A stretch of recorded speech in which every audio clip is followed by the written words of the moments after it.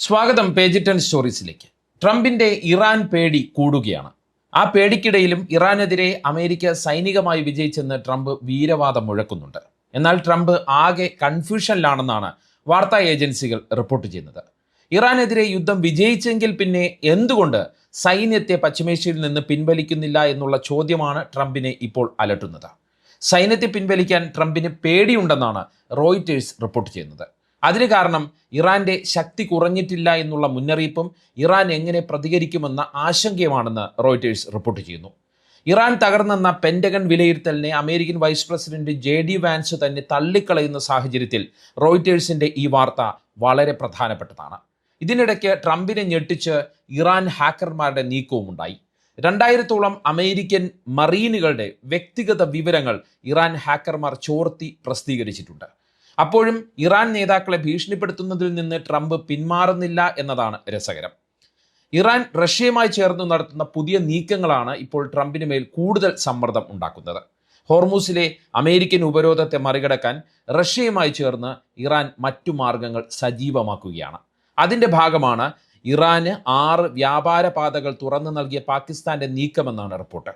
ഇതിന് പിന്നിൽ UAEക്ക് പണി കൊടുക്കാനുള്ള സൗദി അറേബ്യയുടെ കളിയുമുണ്ടെന്നാണ് റിപ്പോർട്ട്. അതായത് പശ്ചിമേഷ്യയിലെ സമവാക്യങ്ങൾ മാറുന്നതും ട്രംപിനെ പ്രതിരോധത്തിലാക്കുന്നുണ്ട്, കൺഫ്യൂഷൻ കൂട്ടുകയും ചെയ്യുന്നുണ്ട്. പശ്ചിമേഷ്യയുമായി ബന്ധപ്പെട്ട ഏറ്റവും പുതിയ 4 കാര്യങ്ങളെ നോക്കിക്കാണുകയാണ്, വിലയിരുത്തുകയാണ് ഈ വീഡിയോയിലൂടെ. ആദ്യം ട്രംപിന്റെ ഇറാൻ പേടിയും കൺഫ്യൂഷനും സംബന്ധിച്ച റോയിറ്റേഴ്സ് റിപ്പോർട്ട് നോക്കാം. ഇറാൻ സൈനികമായി പരാജയപ്പെട്ടെന്നും ആ രാജ്യം തകർച്ചയുടെ വക്കിലാണ് എന്നുമാണ് ട്രംപിന്റെ അവകാശവാദം അല്ലെങ്കിൽ വീരവാദം. ബ്രിട്ടനിലെ ചാൾസ് രാജാവിനൊപ്പമുള്ള വിരുന്നിനിടെയാണ് ട്രംപിന്റെ ഈ പരാമർശമുണ്ടായത്. ഇറാൻ ഭരണകൂടത്തിന് ഒരു ആണവ ഇതര കരാറിൽ എങ്ങനെ ഒപ്പിടണമെന്ന് അറിയില്ല എന്നും അവർ എത്രയും പെട്ടെന്ന് ബുദ്ധിപൂർവ്വം പ്രവർത്തിക്കണമെന്നും ട്രംപ് ട്രൂത്ത് സോഷ്യൽ പ്ലാറ്റ്ഫോമിൽ മുന്നറിയിപ്പ് നൽകുകയും ചെയ്തു. ഇറാന്റെ തുറമുഖങ്ങളിലെ നാവിക ഉപരോധം കൂടുതൽ കാലം നീട്ടിക്കൊണ്ടുപോകാൻ അദ്ദേഹം ഉദ്യോഗസ്ഥർക്ക് നിർദ്ദേശം നൽകിയെന്നും റിപ്പോർട്ടുകൾ സൂചിപ്പിക്കുന്നു. എന്നാൽ ട്രംപിന്റെ പ്രഖ്യാപനവും വീരവാദവും ഒരു വഴിക്ക് നീങ്ങുമ്പോൾ യാഥാർത്ഥ്യം ഇതല്ല എന്നാണ് റോയിറ്റേഴ്സിനെ പോലുള്ള വാർത്താ ഏജൻസികൾ റിപ്പോർട്ട് ചെയ്യുന്നത്. ഇറാനുമായുള്ള യുദ്ധം വൈറ്റ് ഹൗസിന് രാഷ്ട്രീയമായ ബാധ്യതയായി മാറിയെന്നാണ് റോയിറ്റേഴ്സ് വിലയിരുത്തുന്നത്. സൈനിക വിജയം എന്ന് അവകാശപ്പെടുമ്പോഴും പശ്ചിമേഷ്യയിൽ നിന്ന് സൈന്യത്തെ പിൻവലിക്കണമോ വേണ്ടയോ എന്ന കാര്യത്തിൽ ട്രംപ് ഭരണകൂടം വലിയ കൺഫ്യൂഷനിലാണ് എന്നാണ് റോയിറ്റേഴ്സ് റിപ്പോർട്ട് ചെയ്യുന്നത്. യുദ്ധത്തിൽ ഏകപക്ഷീയമായി വിജയം പ്രഖ്യാപിച്ചാൽ ഇറാൻ എങ്ങനെ പ്രതികരിക്കും എന്നതാണ് ഇപ്പോൾ ട്രംപിനെ കുഴപ്പിക്കുന്നത്. ഇറാന്റെ പ്രതികരണം പഠിക്കാൻ രഹസ്യാന്വേഷണ ഏജൻസികളെ തന്നെ നിയോഗിച്ചിരിക്കുകയാണ് ട്രംപ്. 2 കാര്യങ്ങളാണ് ഈ രഹസ്യാന്വേഷണ വിഭാഗം വിലയിരുത്തുന്നത്. ഒന്ന്, പശ്ചിമേഷ്യയിൽ നിന്ന് സൈന്യത്തെ വേഗത്തിൽ പിൻവലിച്ചാൽ എന്ത് സംഭവിക്കും? 2, സൈന്യത്തെ പിൻവലിക്കാതെ വിജയം മാത്രം പ്രഖ്യാപിച്ചാൽ എന്തായിരിക്കും ഇറാന്റെ പ്രതികരണം? ഇങ്ങനെയുള്ള 2 കാര്യങ്ങളാണ് രഹസ്യാന്വേഷണ ഏജൻസികൾ നോക്കുന്നത്. സൈന്യത്തെ പശ്ചിമേഷ്യയിൽ നിന്ന് വേഗത്തിൽ പിൻവലിച്ചാൽ ട്രംപിന് മുകളിൽ ഇപ്പോഴുള്ള രാഷ്ട്രീയ സമ്മർദ്ദം കുറയ്ക്കാൻ കഴിയും. പക്ഷേ ഇത് ഇറാന് കൂടുതൽ കരുത്തു പകരാനും അവരുടെ ആണവ മിസൈൽ പദ്ധതികൾ വീണ്ടും പുനരാരംഭിക്കാനും അമേരിക്കൻ സഖ്യകക്ഷികൾക്ക് ഭീഷണിയാകാനും കാരണമായേക്കാം എന്നാണ് ഏജൻസികളുടെ വിലയിരുത്തൽ. മാത്രമല്ല, സൈന്യത്തെ പിൻവലിച്ചാൽ ഇറാൻ അതിനെ തങ്ങളുടെ വിജയമായി കാണുമെന്ന വിലയിരുത്തലാണ് ഏജൻസികൾക്കുള്ളത്. എന്നാൽ സൈന്യത്തെ പിൻവലിക്കാതെ വിജയം മാത്രം പ്രഖ്യാപിച്ചാൽ ഇറാൻ അതിനെ അമേരിക്കയുടെ ചർച്ചാ തന്ത്രമായി മാത്രമേ കാണുകയുള്ളൂ എന്നും രഹസ്യാന്വേഷണ ഏജൻസികൾ പറയുന്നു.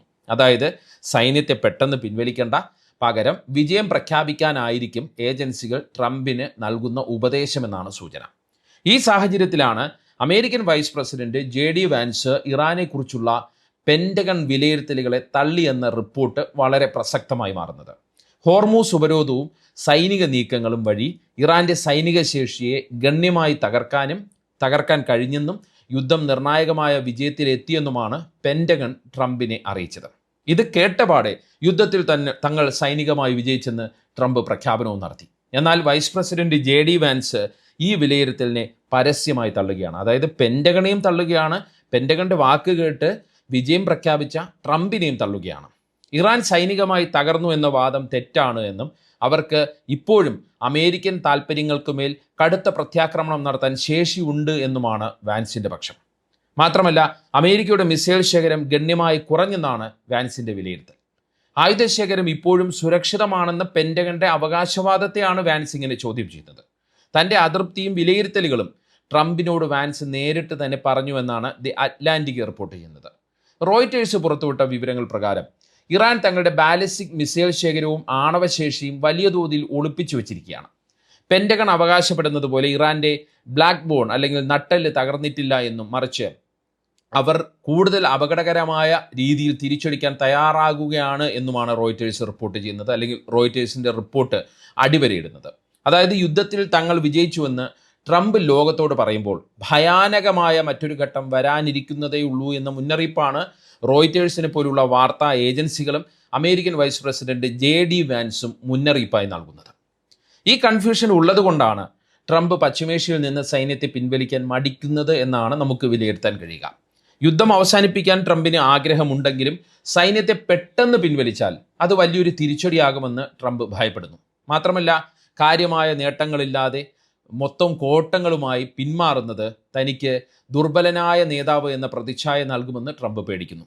അതുകൊണ്ടാണ് വിജയിച്ചു എന്ന് അവകാശപ്പെടുമ്പോഴും സൈന്യത്തെ അവിടെ തന്നെ നിലനിർത്താൻ ട്രംപിനെ പ്രേരിപ്പിക്കുന്നത്. കൂടാതെ ഏപ്രിൽ 8 ആരംഭിച്ച വെടിനിർത്തൽ സമയം ഉപയോഗിച്ച് ഇറാൻ തങ്ങളുടെ ഡ്രോണുകളും മിസൈലുകളും സുരക്ഷിത സ്ഥാനങ്ങളിലേക്ക് മാറ്റിയിട്ടുണ്ട്. അതിനാൽ ഇനിയിപ്പോൾ വീണ്ടും യുദ്ധം തുടങ്ങുകയാണെങ്കിൽ ഇറാന്റെ തിരിച്ചടി വളരെ വലുതായിരിക്കുമെന്നും വലിയ സൈനിക വെല്ലുവിളിയായിരിക്കും ഇറാൻ അമേരിക്കയ്ക്ക് നൽകുകയെന്നും യുദ്ധവിദഗ്ധരെല്ലാം ട്രംപിന് മുന്നറിയിപ്പ് നൽകിയിരിക്കുകയാണ്. അതായത് ഇറാന്റെ ശക്തി ഒട്ടും കുറഞ്ഞിട്ടില്ല എന്ന് തന്നെയാണ് അമേരിക്കൻ അനുകൂല യുദ്ധവിദഗ്ധരും വിശകലന വിദഗ്ധരും പറയുന്നത്. മാത്രമല്ല, ഇറാന്റെ ശക്തി കൂടിയിട്ടുമുണ്ട്. ഇത് തന്നെയാണ് അമേരിക്കൻ വൈസ് പ്രസിഡന്റും വിലയിരുത്തുന്നത്. യുദ്ധത്തിന് അമേരിക്കയിൽ വലിയ തോതിൽ ജനപിന്തുണ കുറയുന്നത് ട്രംപിന് രാഷ്ട്രീയ സമ്മർദ്ദം കൂട്ടുന്നുണ്ട്.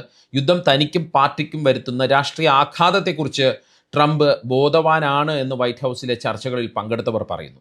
ഇതുകൊണ്ടാണ് ട്രംപ് ഇപ്പോൾ നെതന്യാഹുവിൻ്റെ സമ്മർദ്ദത്തിന് ചെവി കൊടുക്കാത്തതെന്നും നയതന്ത്ര വിദഗ്ധർ പറയുന്നു. ഇസ്രായേലിൻ്റെ താൽപ്പര്യങ്ങൾക്ക് വേണ്ടി അമേരിക്കൻ സൈനികരുടെ ജീവൻ അപകടത്തിലാക്കുന്നത് വരാനിരിക്കുന്ന ഈ നവംബറിൽ നടക്കുന്ന തെരഞ്ഞെടുപ്പിൽ ദോഷം ചെയ്യുമെന്ന് ട്രംപ് ടീം മനസ്സിലാക്കുന്നു. എന്തായാലും യുദ്ധം കുടുങ്ങിയ അവസ്ഥയിലാണ് ട്രംപ് എന്ന് തന്നെ നമുക്ക് ഈ ഒരു സാഹചര്യത്തിൽ കൃത്യമായി പറയാം. ഇതിനിടയിലാണ് ട്രംപിനെ കൂടുതൽ കുടുക്കി പുട്ടിനും അരാക്ചിയും തമ്മിലുള്ള കൂടിക്കാഴ്ചയുടെ അതിനിർണായകമായ വിവരങ്ങളും പുറത്തു വരുന്നത്.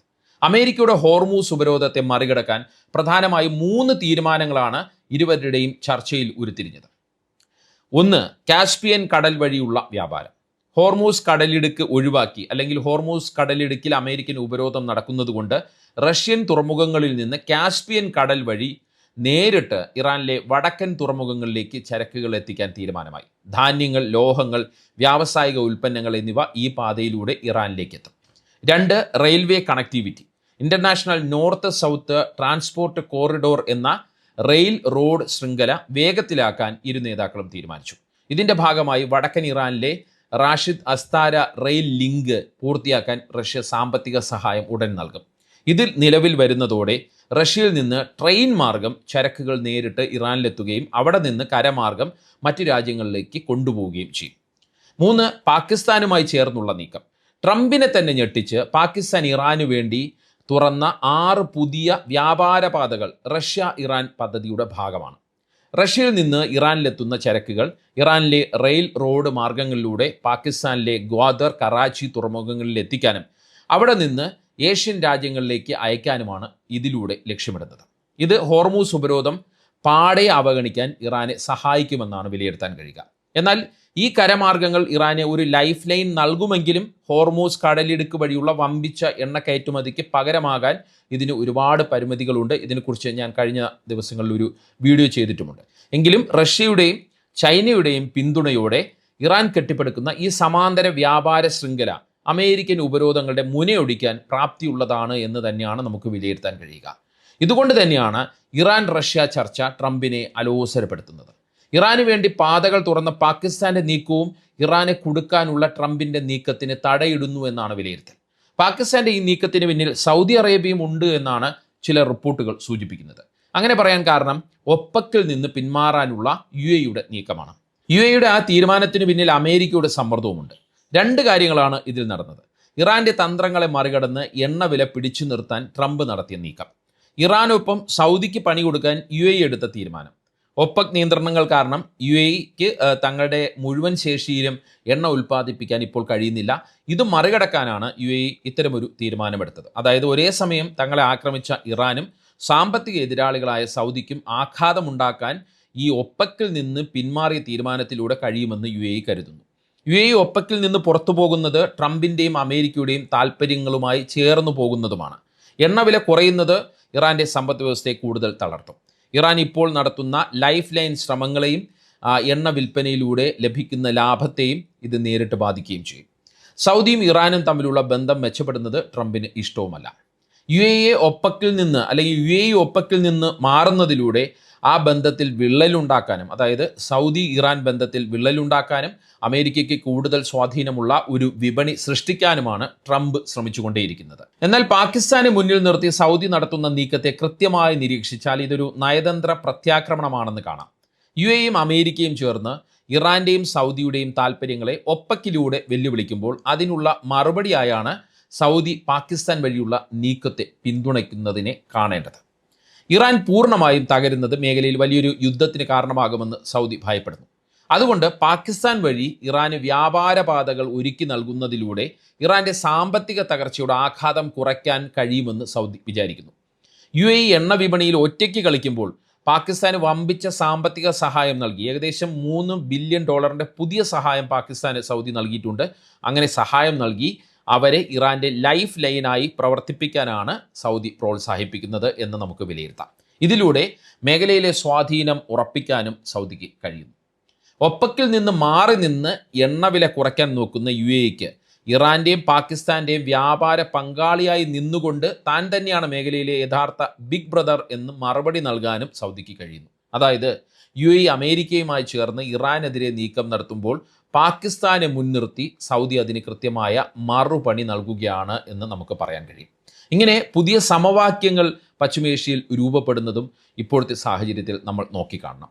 അതുകൊണ്ടുകൂടിയാണ് ട്രംപ് ഇറാനെതിരെ വീണ്ടും യുദ്ധം ചെയ്യാൻ ഭയപ്പെടുന്നത്, ഇറാനെ പേടിക്കുന്നത്. മാത്രമല്ല, നെതന്യാഹുവിനെ ട്രംപ് അകറ്റി നിർത്തുന്നതും മറ്റൊരു കാരണം കൊണ്ടല്ല. ഹോർമൂസ് എത്രയും പെട്ടെന്ന് തുറന്നില്ല എങ്കിൽ പണി പാളുമെന്ന് ട്രംപിന് നന്നായി അറിയാം. മാത്രമല്ല, സൗദി റഷ്യയുമായും ഇറാനുമായും കൂടുതൽ അടുക്കുന്നതും ട്രംപിന് വലിയ തലവേദനയാണ്. ഈ വീഡിയോയെക്കുറിച്ചുള്ള അഭിപ്രായം കമൻറ്റ് ചെയ്യുക. മറ്റൊരു വീഡിയോയുമായി കാണാം. നന്ദി, നമസ്കാരം.